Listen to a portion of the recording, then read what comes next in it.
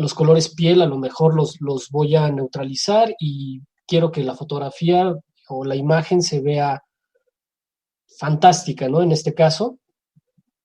Entonces también tiene que estar en contacto, obviamente, con diseño de vestuario para decirle particularmente qué tipo de colores, vaya, obviamente no se va a meter en el trabajo de diseño de vestuario, pero sí en cuanto a la cromática, ¿no? Y Y, también en cuanto a la cromática de las, no necesariamente de las locaciones, pero sí de todo el diseño de producción que hay alrededor de estas locaciones.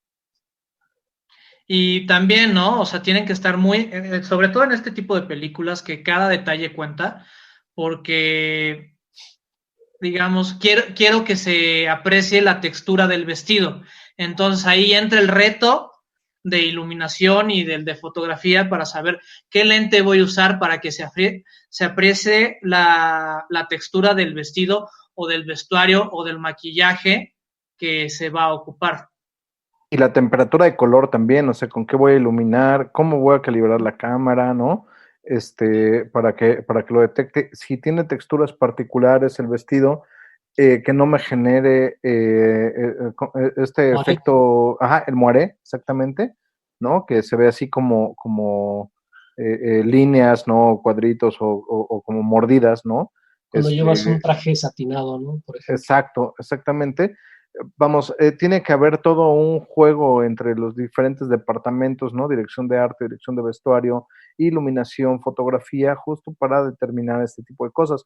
Sobre todo en producciones tan elaboradas como esta, como La Caída, eh, o bien otras que mencionamos como La Célula, Drácula, etcétera, etcétera, donde sí hay un protagonismo del vestuario muy importante y del color también, ¿no? Eiko Ishioka hace muchos énfasis en los rojos. Si vemos la filmografía en la que participó, mucho de su vestuario es rojo y resalta muchas cosas, ¿no? Como la armadura de Drácula, ¿no? La chica esta de La Célula. Y ahorita que estoy viendo estas fotos de esta producción también, ¿no? O sea, el rojo es un color muy particular de ella. Sí, lo podemos ver justamente en la máscara, que ahí viene todo esto, ¿no? El vestuario, pues la máscara de este personaje, El que antifaz. justamente, el antifaz, exacto, porque justamente tiene estas texturas y que además está en locaciones en exterior, vaya, ¿no? No están en una iluminación controlada como podría ser en un estudio y todo esto. Entonces creo que sí, definitivamente es un trabajo bastante bueno. Y bueno, quería mencionar dos cosas acerca del cast y del elenco. Por una parte, Lee Pace es esta doble, ¿no? de acción, que lo pueden ubicar como Ronan en el universo de Marvel, que es algo muchísimo más comercial, muchísimo más conocido, y también como Tandruil, ¿no? En la saga del Hobbit, por ejemplo. Y por otra parte, me llamó la atención que precisamente Colin Watkinson es quien hace la dirección de fotografía y que tiene como mucho trabajo en videos musicales, ¿no? O sea, tan diametralmente opuestos como Katy Perry y por ahí me pareció ver a Korn. Entonces me hizo eso bastante interesante de mencionar, ¿no? Porque, y bueno, también ha trabajado mucho en televisión, pero se me hizo interesante esa parte, ¿no? De repente de dónde vienen o qué trabajo han hecho y qué es lo que pueden llegar a lograr en una producción de este tamaño. Sí, y ahora nos pasamos a otra película. Ahora nos vamos al 2007 con una joya del western. Sí, que yo creo que aquí Edgar va a tener bastante que aportar, ¿no? Que justo nos decías que por ahí tienes todo este tema del western. Y bueno, hablamos de el asesinato de Jesse James a manos del cobarde Robert Ford. Esta película es espectacular. Curiosamente, justo en ese año, en 2007, lo recuerdo muy bien, porque salieron otros dos westerns. Salió también Seraphim's Falls y el remake de 3 y 10 hacia Yuma. Yuma, correcto. Uy, buenísimo. Ajá, Buenísimo también. y esta película, ¿no? El asesinato de Jesse James. La cual creo que se llevó el Oscar, por cierto, ¿no? Sí, A fotografía o cinematografía, no lo recuerdo bien. Vamos, Es muy interesante el género western, a mí me gusta mucho porque es el primer género realmente cinematográfico. Todos los demás géneros que existían en el cine vienen del teatro. El western ocurre ya como producto de la cinematografía con su propio lenguaje, porque además en los primeros westerns se sube la cámara a la locomotora, ¿no? Al tren, haciendo al cine un lenguaje móvil y cobrando su propio lenguaje, ¿no? Su lenguaje particular. Antes de eso respondía al teatro toda vez que las cámaras no podían moverse porque eran muy grandes y no existía la óptica dinámica que hoy se tiene, ¿no? O sea, como los zooms, ¿no? Los distintos enfoques, etcétera. Entonces, el western se le considera el primer género verdaderamente cinematográfico. Y esta película es grandiosa, ¿no? Recuerdo, tiene mucho que no la veo, pero recuerdo mucho que está un poco deslavada, ¿no? Tiende un poco hacia, o sea, no es blanco y negro ese color, pero los colores están un tanto deslavados, ¿no? Lo cual le da una apariencia un poco pues, antigua, vieja, ¿no? Correspondiente a la época misma del western. Y a diferencia de un western normal, esta no termina en un duelo, que es parte del género, sino justamente un asesinato cobarde, ¿no? Matan a Jesse James por la espalda, lo cual no rompe un poco las reglas del género que dictan que debería terminar en un duelo, ¿no?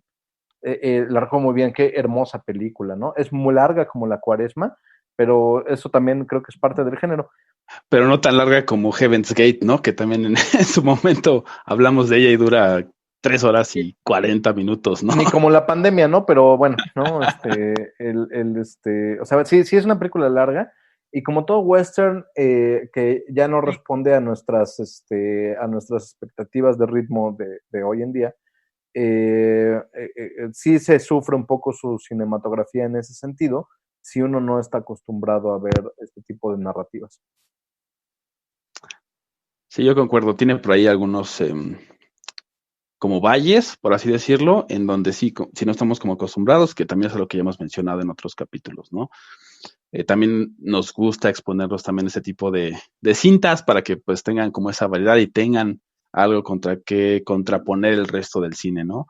Más comercial que también hemos mencionado. Y para que cuando la generación de cristal llegue y les diga, es que la película dura 2:40, prepárense para ir al baño. Es así como de, ay, o sea, yo me echaba maratón del Señor de los Anillos, crecí viendo westerns, o sea, es...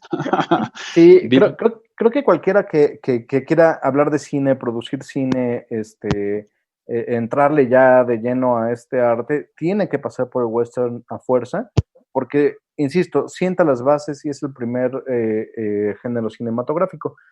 Y vamos, muchos géneros y películas responden al western, ¿no? O sea, todo el género noir se elabora después del western, por ejemplo, ¿no? Que siguen teniendo los mismos temas, ¿no? De policías y ladrones, ¿no? Asaltos al banco, etcétera, etcétera, pero ya con otra fotografía y otra circunstancia.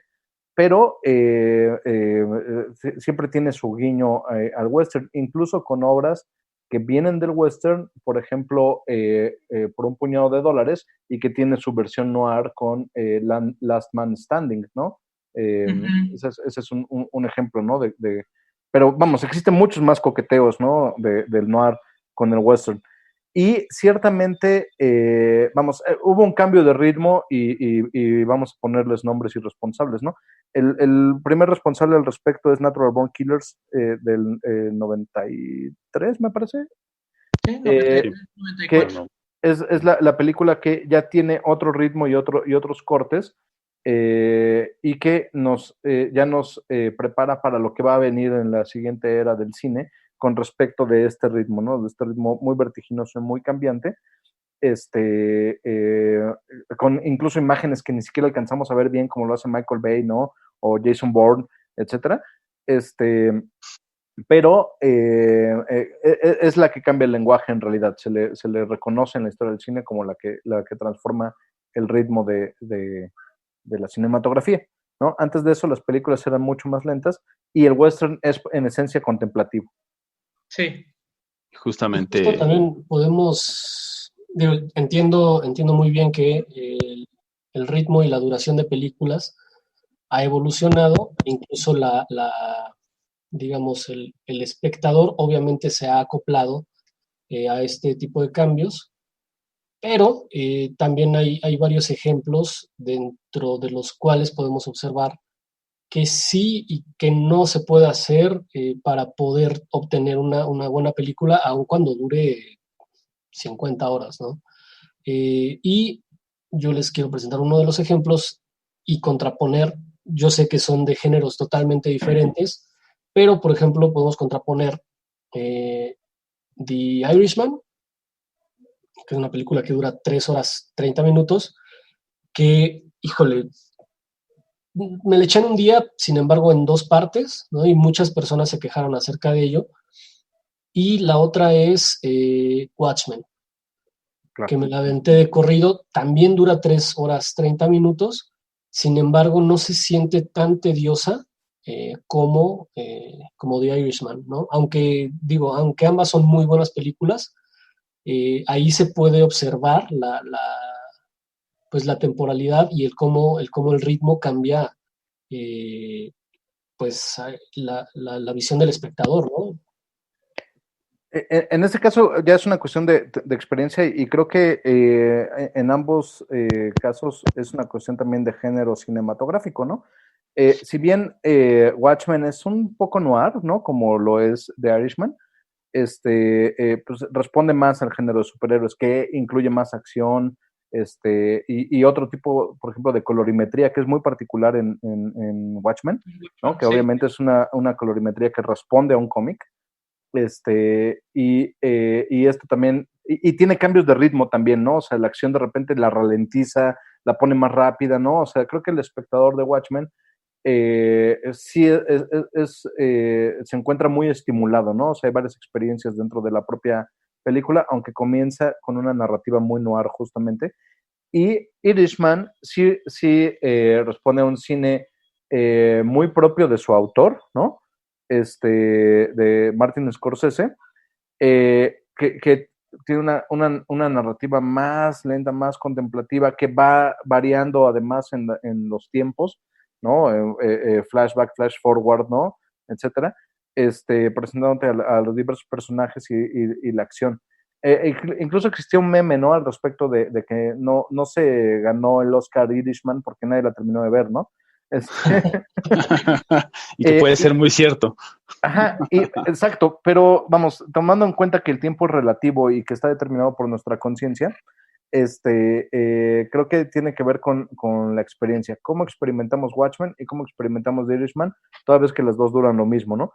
Y tiene que ver justamente con el lenguaje cinematográfico, que es el que provoca la experiencia, no que una sea peor o mejor que la otra, sino que hay distintas percepciones del tiempo. Sí, justamente creo que algo, nada más para cerrar el bloque, algo que dijiste, Edgar, que era muy cierto, es el western es contemplativo, y en esta del asesinato de Jesse James podemos verlos. Hay momentos donde el personaje o los personajes están contemplando algo, están tomando una decisión, y puedes ver eso, y te deja el director entrever eso. Entonces creo que ahí eso es de lo que va este tipo de películas, y que lo hace bastante, bastante bien, que si no estamos acostumbrados al género, nos puede llegar a ser cansado. Y bueno, ahora sí vamos a... Y no los queremos cansar más, contemplen sus películas y nos pueden dejar en nuestras redes sociales, que es @celuloide en Facebook. También se pueden comunicar con nosotros en contacto @celuloide.life, y estamos en Instagram, Facebook, y después de la emisión en vivo nos pueden encontrar en su emisora de podcast favorita como Spotify o Apple Podcast. Regresamos con más Celuloide, la otra perspectiva.